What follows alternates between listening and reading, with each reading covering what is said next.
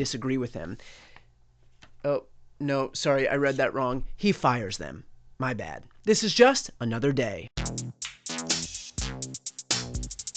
Just because Donald Trump has militarized the streets of Washington, that doesn't mean all is quiet in D.C. This morning, a stunning standoff at America's leading public health agency. The head of the Centers for Disease Control, Dr. Susan Menarez, refusing to leave as the White House tries to fire her amid an overnight wave of high-profile departures at the agency. It comes less than a month after Menarez, a Trump appointee, was confirmed for the job. Less than a month? That means she doesn't even qualify for this award.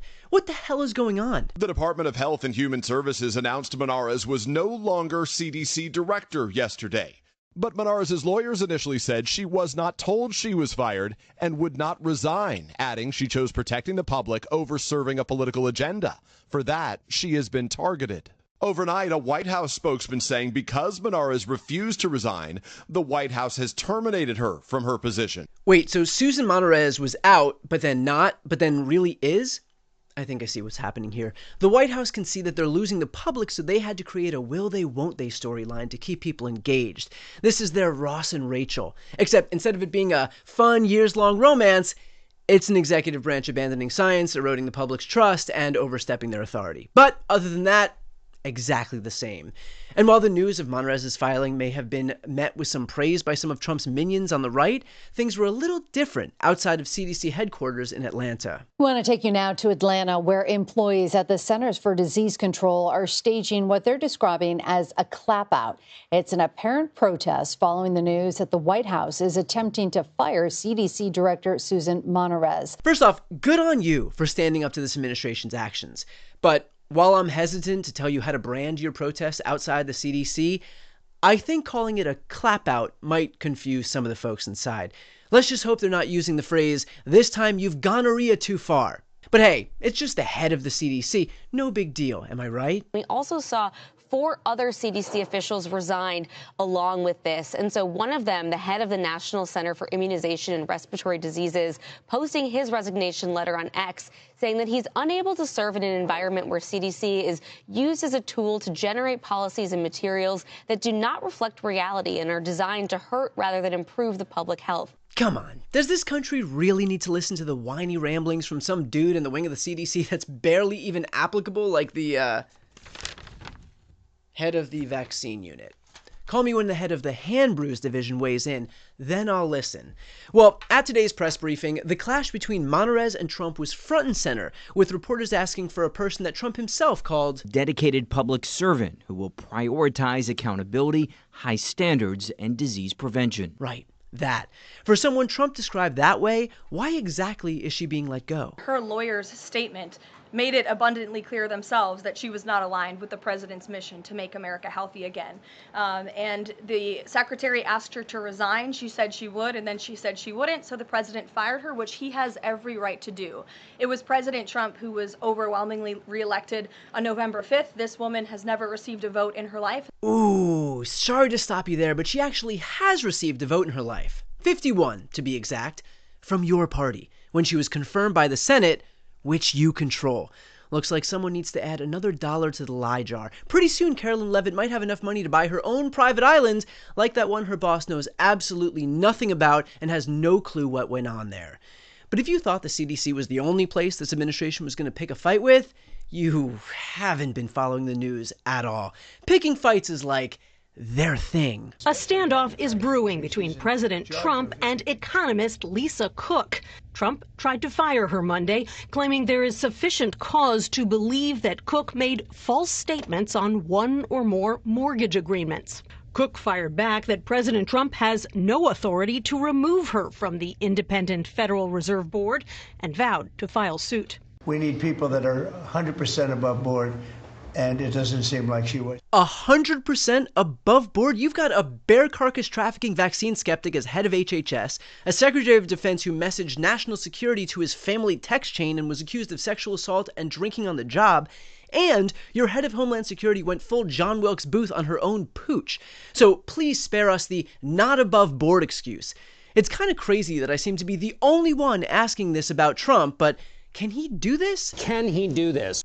Touché. Well, John, the Supreme Court actually just affirmed in May that the president can only fire a Fed board member for cause, in other words, for misconduct on the job. And Cook's lawyers are arguing that in this case there is no cause because she hasn't been charged or convicted for anything, and the mortgage records in question are from 2021 before she was even appointed.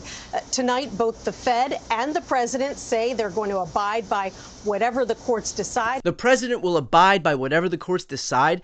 You know what? I think it's time to go from lie jar to lie shipping container. Donald Trump's attack on the first black woman to serve as Fed governor, who has not been convicted of a crime, is just the next iteration of his pressure campaign on an independent Fed to lower rates, but moreover, on anyone who doesn't bow down to his demands.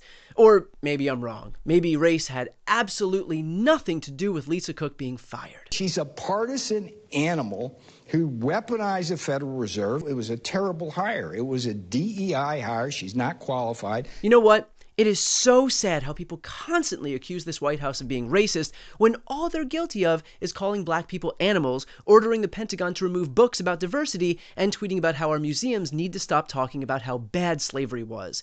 The reality is, this administration wants Lisa Cook to go quietly. They want Susan Monterez to go quietly, because not only will they be able to replace them with people who happily bend over backwards to do their bidding, but quiet resignations and an acceptance that resistance is futile is the narrative they desperately want to solidify. Lisa Cook and Susan Monterez are Chicago and Los Angeles. They are Harvard University. They are the law firm Perkins Coie. These people and places and institutions understand that Donald Trump is not looking for a partner in democracy, despite what his Pope-slang VP might have said today. The President of the United States is not going out there forcing this on anybody, though we do think that we have the legal right to clean up America's streets if we want to. But what the President has said is very simply is, why don't you invite us in? Exactly. Trump isn't forcing himself in anywhere. He's simply asking for an invite. And if people don't want to extend that level of courtesy, he's so cool. He'll just get back in his car, head back home, and withhold disaster relief from their state and eventually barge in anyway. See? No big deal. There is nothing laid back about a man who wakes up every morning with the implicit goal of achieving total fealty. And when that's what someone demands, when they view themselves as all-powerful, having a good faith negotiation with them is impossible. It's like sitting down with Thanos and thinking, I'm getting a vibe that this guy is ready to make a few concessions through healthy yet persuasive dialogue. It's not happening. Lisa Cook and Susan Monterez's efforts to stand up and push back are just another example of the war that needs to be waged against not just a president, but an administration and an entire political party that seems more than comfortable to not only allow these egregious actions to take place, but to cheer them on and lend a helping hand in any way they know how. It's time to stand up, fight back, and tell the world that Donald Trump has gonorrhea too far.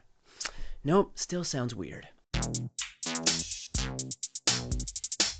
Before you go, if you enjoyed this content and you want to see more and support independent media, please subscribe to this channel. The subscribe button will be right here on the screen. But second, the reality is that we are now in a political environment where this administration can lean on any of the social media platforms to suppress certain voices if they don't like critical coverage.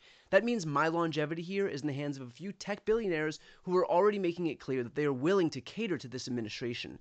To that end, signing up for my newsletter is a way for me to reach you directly if that ever becomes necessary. I'll put the link right here on the screen as well, so please sign up. It's free, but there's also an option to do a paid subscription if you'd like to support me.